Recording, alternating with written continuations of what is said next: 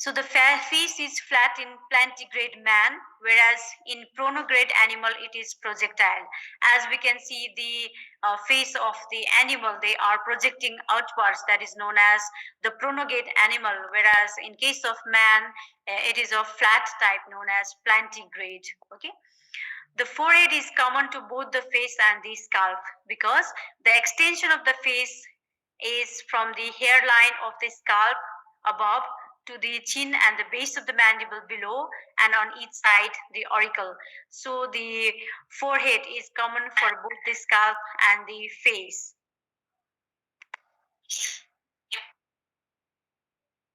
Talking about the skin and the superficial fascia, the skin of the face is thick, elastic, and it provides the attachment to the facial muscles.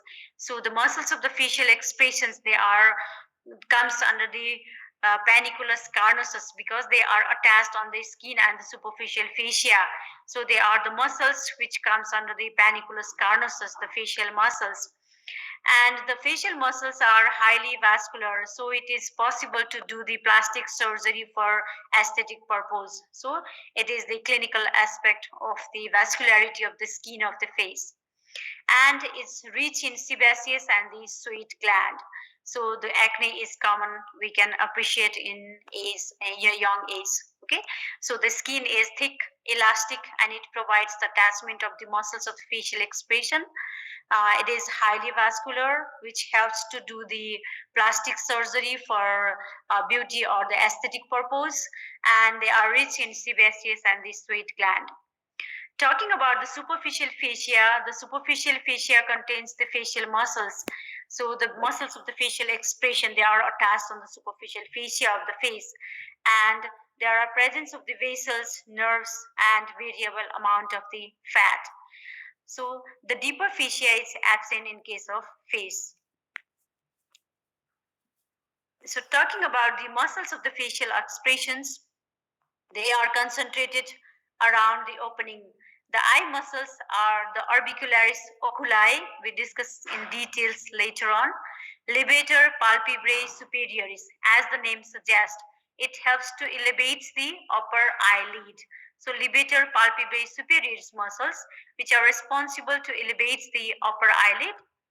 Corrugator supercilii, the muscles which draws the eyebrows inferiorly and medially as in frowning, causing the vertical wrinkles on the forehead.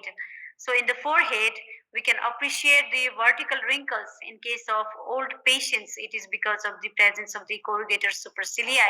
In young individual, it cannot appreciate in different expressions only. Occipitofrontalis, it elevates the eyebrows and produces the transverse wrinkles of the forehead, which is responsible for the expression of surprise, horror, and the fight. So, occipitofrontalis, the frontal belly of the occipitofrontalis muscles, they are responsible to elevate the eyebrows upward and production of the transverse wrinkles of the forehead. Especially, it can be seen in surprise and horror. Talking about the orbicularis oculi muscles, it consists of orbital part, palpebral part, and the lacrimal part. So the orbital part is attached on the medial palpebral ligament on the medial corner of the eye and adjoining frontal and the maxilla bone. So which is responsible for the forceful closure of the eye. So during the exposure to the dust or forceful air, the eye, it blinks, it wants to protect itself with the help of the orbital part of the orbicularis oculi muscles, and is responsible for the protection of the eye. So forceful closure of the eye is done by the orbital part of the orbicularis oculi muscle. And the next part is the palpebral part, which is attached on the medial palpebral ligament to the lateral palpebral ligament. So medial palpebral ligament is present in the medial corner of the eye, and the lateral palpebral ligament is attached on the lateral part of the eye and is responsible for gentle closure of the eye, okay, according to our wish. And the lacrimal part, which is attached on the crest of the lacrimal bone and the lateral palpebral ligament, and is responsible for transport of lacrimal fluid. Okay, so the orbicularis oculi is the muscles which are concentrated around the eye, and it consists of orbital part, palpebral part, and the lacrimal part. Orbital part is responsible for the forceful closure of the eye. Palpebral part is responsible for gentle closure of the eye, and the lacrimal part helps to transport the lacrimal fluid. So that is all about the orbicularis oculi. And the function, it acts as a sphincter of the eyelids under both the conscious and unconscious control, that is during the blinking. So that is the orbicularis oculi. It is important for MCQ as well as the gross. So do you have any queries, anybody? Are you getting or not? Prince, are you there?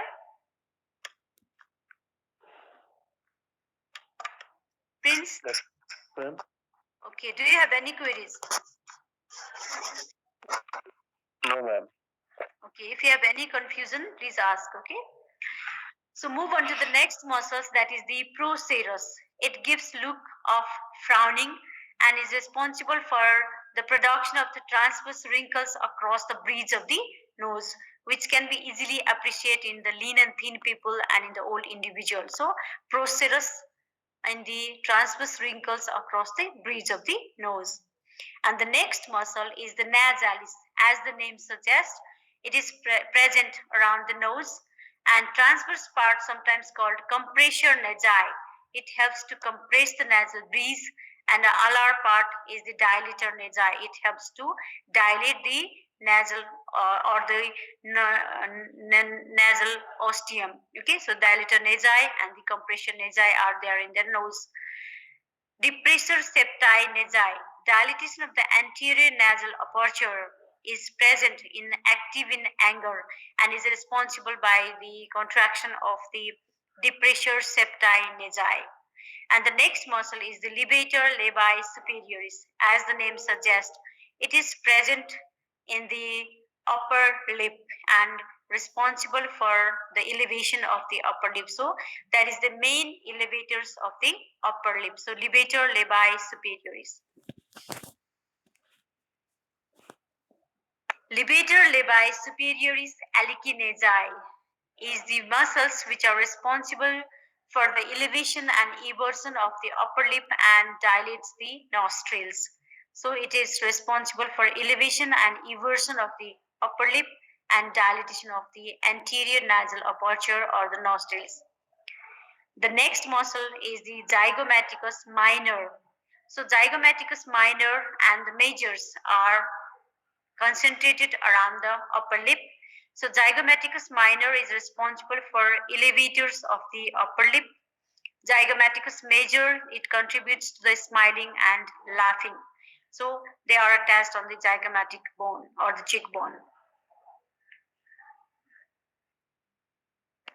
So the 9 muscles, they are converged around the oral fissure to form a palpable nodular mass, the modulus. That is the fibromuscular condensation just lateral to the angle of the mouth. So modulus is present on the just lateral to the angle of the mouth, and it is the point where there is concentration or convergence of the 9 muscles. So 3 muscles attached to the upper lip, levator labii superioris echinacea, as we discussed, levator labii superioris and the zygomaticus minor.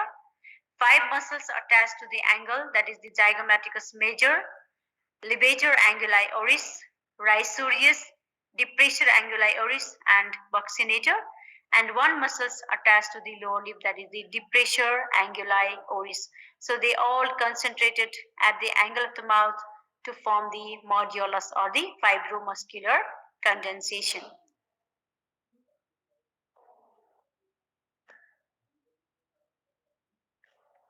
So the muscles of the facial expression, the muscles which are concentrated around the mouth, they are the rhizorius. It drawing the angle of the mouth laterally is involved with the grinning, smiling, and laughing. So rhizorius. Depressor anguli oris. It is responsible for the expression of sadness or uncertainty. Depressor labii inferioris is responsible for sorrow, doubt, and irony feeling, and mentalis of doubt, pouting, and disdain. So there are the muscles responsible to produce the pout, mentalis.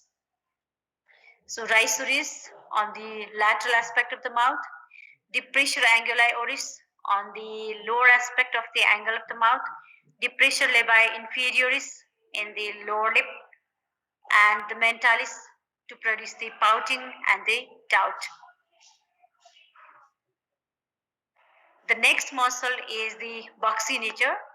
So it is responsible for compressing the cheeks against the teeth, okay, and forcefully expiring the air from the mouth. So it is important with whistling, blowing up a balloon, and with helping keep the food from lingering in the vestibule of the mouth. So it is compressing the cheeks against the teeth. That is the buccinator muscles. And orbicularis oris muscles, it is responsible to closes the lips and is present around the oral cavity, compress the lips against the teeth and helps in mastication. So that is the orbicularis oris. So in details about the buccinators. So do you have anybody, any queries? Nishchit, are you there? Nishchit, Ma'am. do you have any queries? No, ma'am. Amit? Amit, are you there?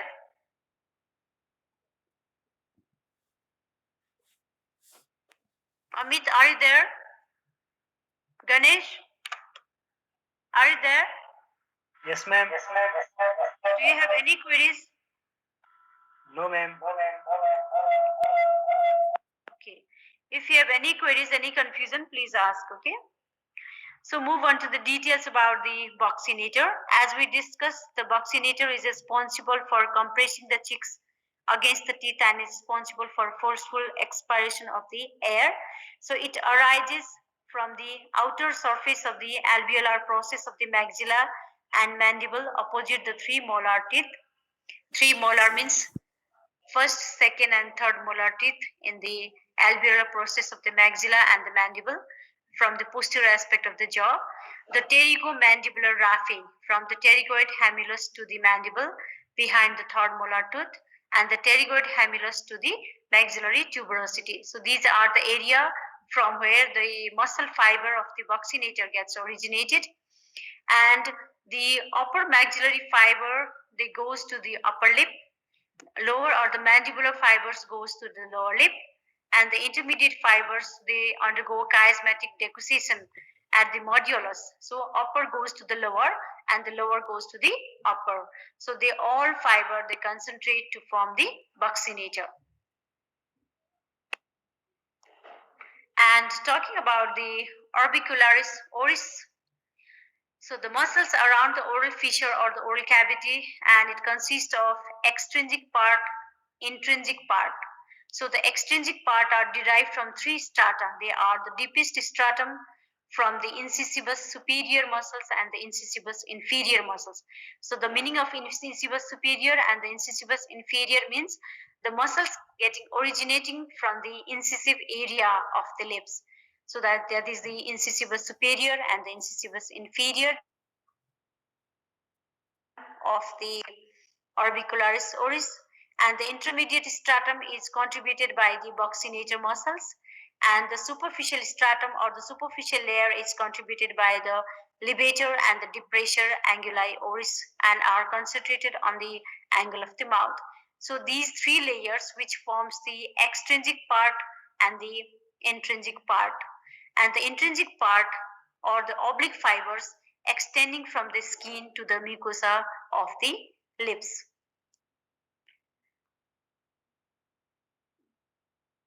So here we can see the muscles which are concentrated around the oral cavity, nose, and the eye. So talking about the muscles on the eye, they are the orbicularis oculi, which consist of the palpebral part, So this is the palpebral part of the orbicularis oculi, concentrated around the eye from the medial palpebral ligament to the lateral palpebral ligament and the maxilla and frontal bone here. And the other muscles here we can see are the orbital part of the orbicularis oculi from the medial palpebral ligament to the lateral palpebral ligament, and the lacrimal part, which are concentrated on the lacrimal bone or the lacrimal crest in the medial aspect of the eye. So these three parts, they form the orbicularis oculi and responsible to close the eye. And the next muscles on the nose here, we can see the nasalis muscles. They are the transverse part or the compression nasi and the dilated part on the ala of the nose. And the muscles which are concentrated on the oral cavity and the angle of the mouth, here we can see the levator labii superioris, echinaceae, one fibers to the nose and one fibers to the upper lip, and zygomaticus minor, zygomaticus major muscles. Minor means the smaller one and the major means the larger one. And this is the modiolus area, and here we can see the buccinator muscles fibers. Okay, and this is the rhizorius, which are extending, pulling the angle of the mouth on the lateral aspect. And here we can see the masseter muscles with the masseteric fascia. And other muscles here we can see is the depressor septi nasi on the nasal septum to the upper lip here. So they are the muscles which are around the oral cavity, which forms the orbicularis oris muscles. And here we can see the mentalis muscles responsible to form the pout or the disdain. So they all are the muscles which are present in the eye, around the nose and around the oral cavity.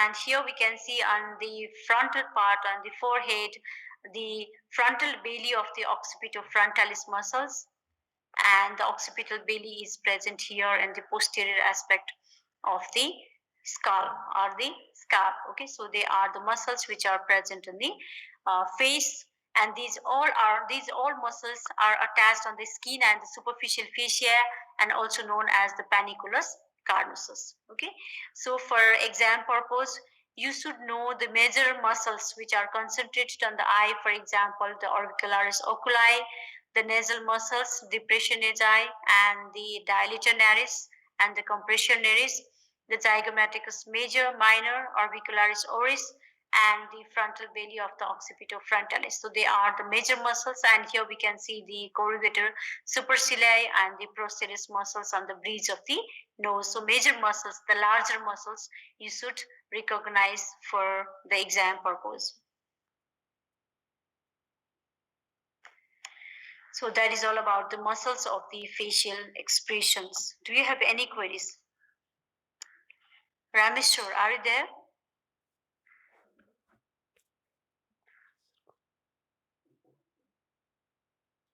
Anil, are you there? Abdul, are you there? Rameshwar, Abdul, do you have any queries? Abhishek, Abhishek, are you there?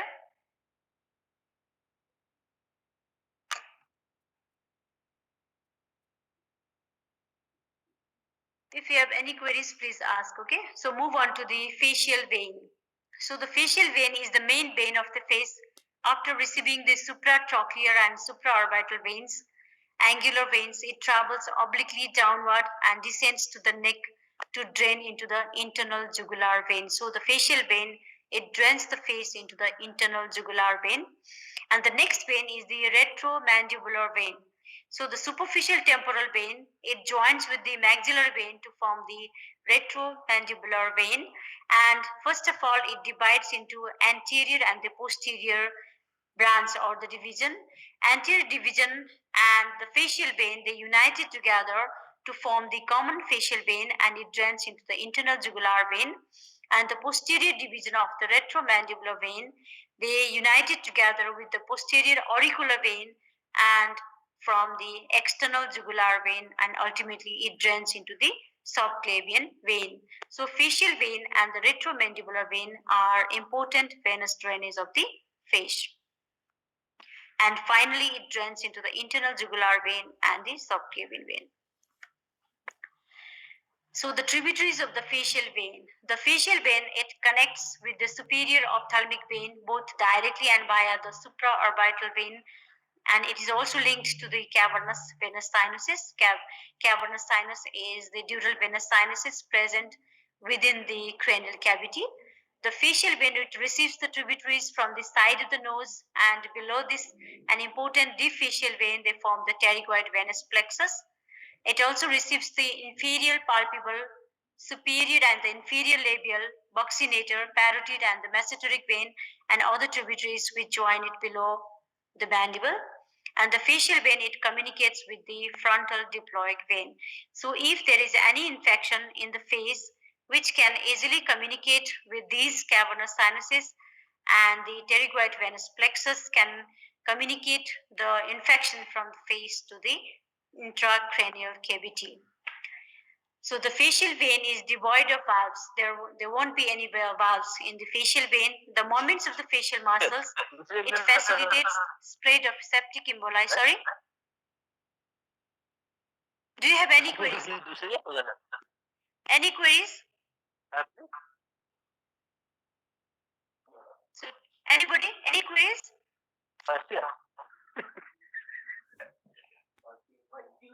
Do you have any queries? Who is laughing on the class? If you have any confusion, please ask. Don't disturb the class, okay?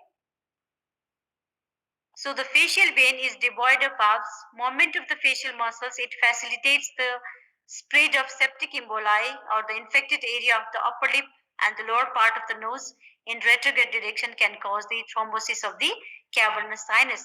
That is why this area, the lateral aspect of the nose, all of the nose, and the upper lip, this area is also considered as the dangerous area of the face because the infection from this area easily can transmit to the cavernous sinus and can cause the thrombosis. So it is known as dangerous area of the face. So upper lip and the adjoining part of the nose lying between the angular and the deep facial vein, that forms the dangerous area of the face and is important for MCQs. So this area, the ala of the nose, the upper lip, and this area, it forms the dangerous area of the face. If there is any infection, it can easily communicate to the cavernous sinus and can cause the thrombosis of the cavernous sinuses. So during the treatment of this area, we have to take precautions.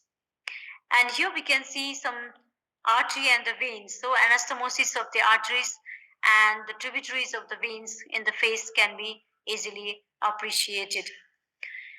So zygomatico or orbital artery is there. Supratrochlear, supraorbital artery and the veins are here. And the dorsal nasal artery and the veins are here. And they are in free anastomosis, providing the high vascularity to the face. Talking about the nerve supply of the face, the numerous muscles of the facial expression are supplied by the facial nerve. So facial nerve is the motor nerve. So it supplies the motor nerve to the muscles of the facial expression except the masseter, and the masseter is supplied by the mesenteric branch of the anterior division of the mandibular nerve. So masseter, it comes under the muscles of the mastication. The sensory innervation is primarily from three divisions of the trigeminal nerve, so with smaller contributions from the great auricular nerve of the cervical plexus. So sensory by trigeminal nerve, it divides into ophthalmic, maxillary, and mandibular division, and also contributed by the great auricular nerve of the cervical plexus. So that is the sensory innervation, and motor by the facial nerve. So trigeminal nerve, three large area of the face with the three divisions of the trigeminal nerve. Each division of the trigeminal nerve is associated with the developing facial process, which gives rise to a specific area of the adult face. So the ophthalmic nerve is associated with the frontonasal process of developing face and head and neck region. The maxillary nerve with the maxillary process, and the mandibular nerve with the mandibular process.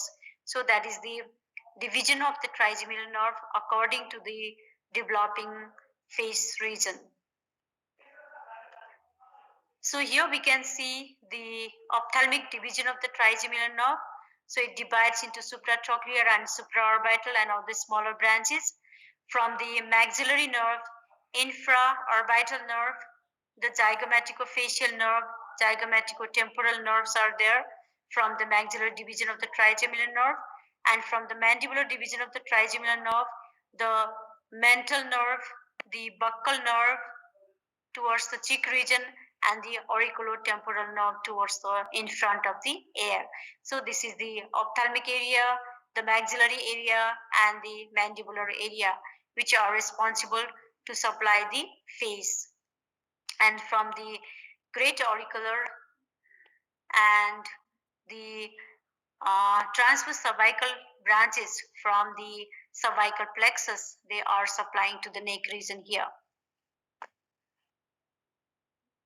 So this is the territory from the ophthalmic nerve, maxillary nerve, and the mandibular nerve.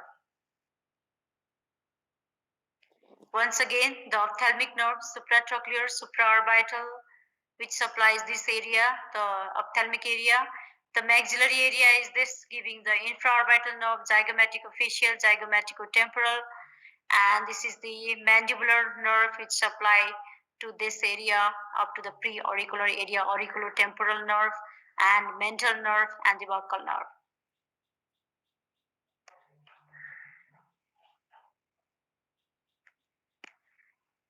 The facial nerve, during its course, it passes via the region of the parotid gland, and it divides into two branches, and ultimately it gives the different branches.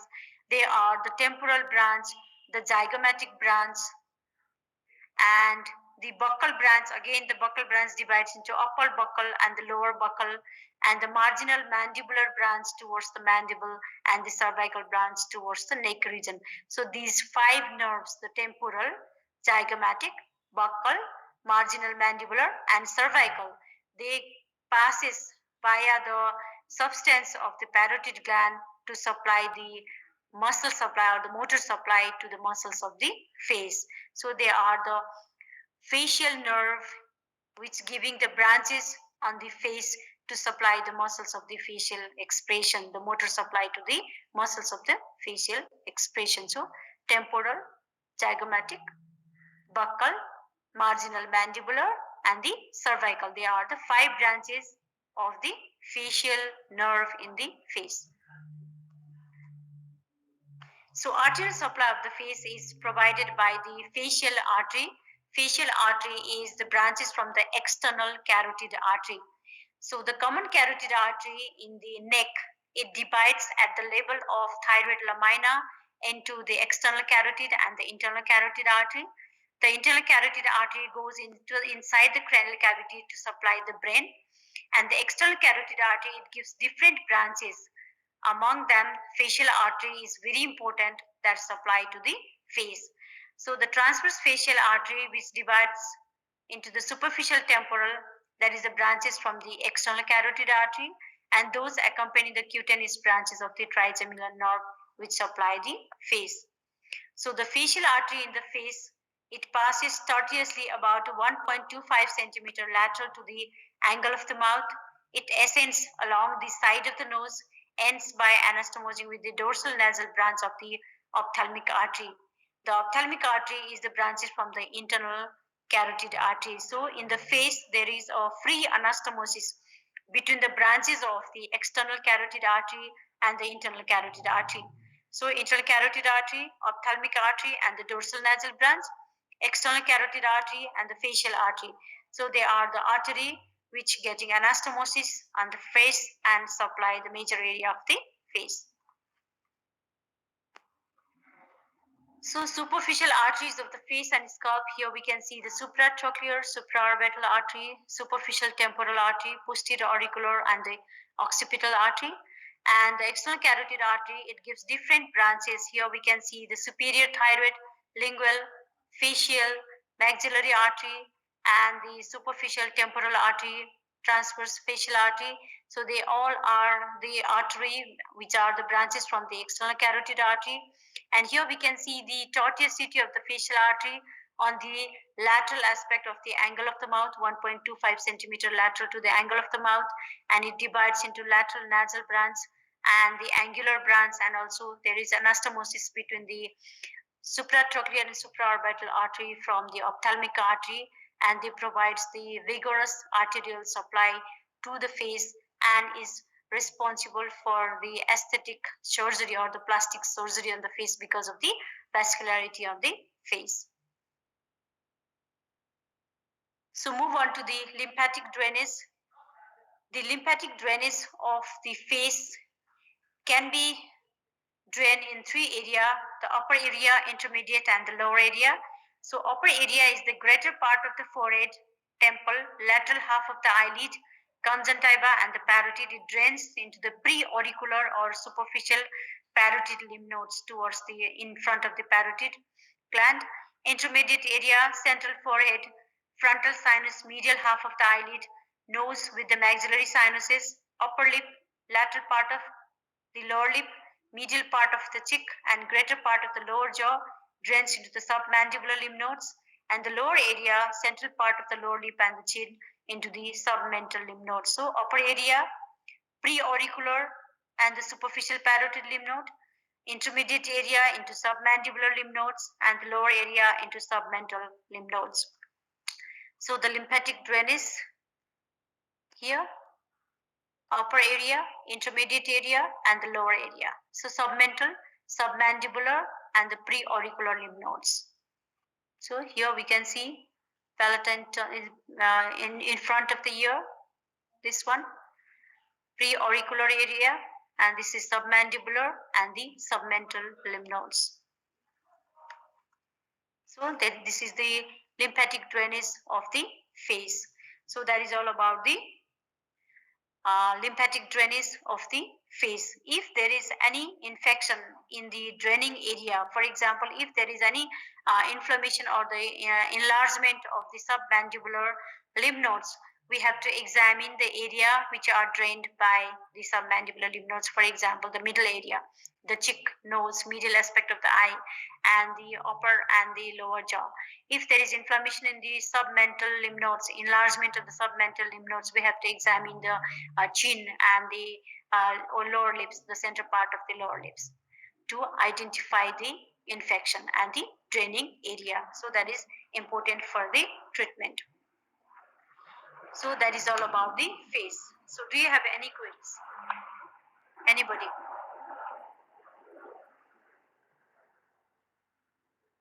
Abhishek, are you there? Abhishek, are you there?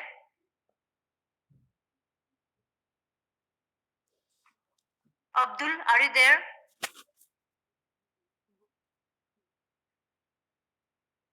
Ganesh, are you there? Ganesh, Hazur ma'am. do you have any queries? No ma'am. If you have any queries, please ask, okay? Anybody?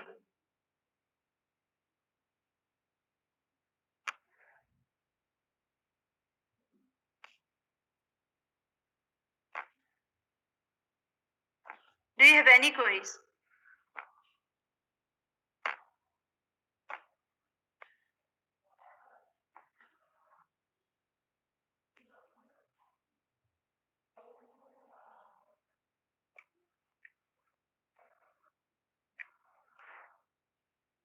So try to draw this figure so that you can easily identify the muscles of the facial expression which are concentrated on the eye, nose, and the mouth. So major muscles you have to identify, and